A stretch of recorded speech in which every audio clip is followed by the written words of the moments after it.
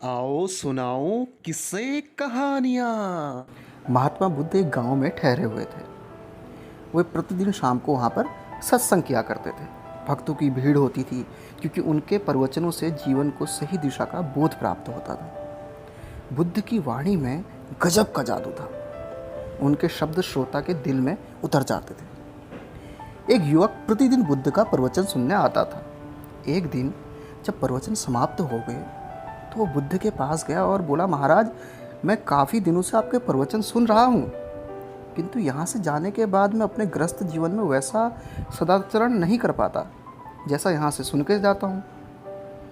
इससे सत्संग के महत्व पर शंका भी होने लगती है। बताइए मैं क्या करूँ? बुद्ध ने युवक को बांस की टोकरी देते हुए उसमें पानी भरकर लाने के लिए कहा। युवक टोकरी में जल भरने में असफल रहा।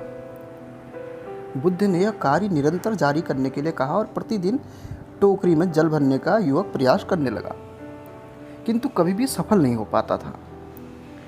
कुछ दिनों बाद बुद्ध ने उससे पूछा, इतने दिनों से टोकरी में लगातार जल डालने से क्या टोकरी में कोई फर्क नजर आया है कि नहीं?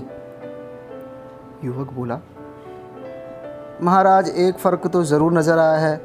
पहले टोकरी के साथ मिट्टी जमा होती थी, अब वो साफ दिखाई देती है, कोई गंदगी दिखाई नहीं देती है, और इससे पहले जो छेद इतने बड़े नहीं रह गए तो अब छोटे छोटे भी हो गए हैं।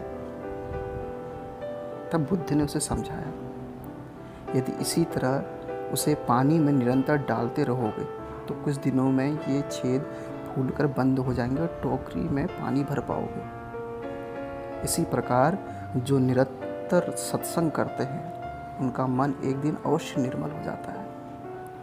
अवगुणों के छिद्र भरने लगते हैं और गुणों का जल भरने लगता है। युवक ने बुद्ध से अपनी समस्या का समाधान पा लिया। निरंतर सत्संग से दुर्जन भी सज्जन हो जाते हैं। निरंतर अच्छी बातों को सुनने समझने से आपके जो समाधान समस्या के विपरीत जा रहे होते हैं उनका आप समाधान पा लेते हैं, क्योंकि महापुरुषों की पवित्र वाणी उनके मानसिक विकारों को दूर कर उसमें सद्विचार लाते हैं और आपकी ज़िंदगी को सफल बना देते हैं। इसीलिए अच्छी बातें सुनिए, अच्छे लोगों के साथ बैठिए, अच्छी संगत कीजिए, जिससे कि आपकी जो भी असंगति के कारण ज़िंदगी के फैसले अब तक गलत साबित हुए हैं वो सब सही हो पाए और आप भी ज़िंदगी में सफल व्यक्ति बन पाएँ।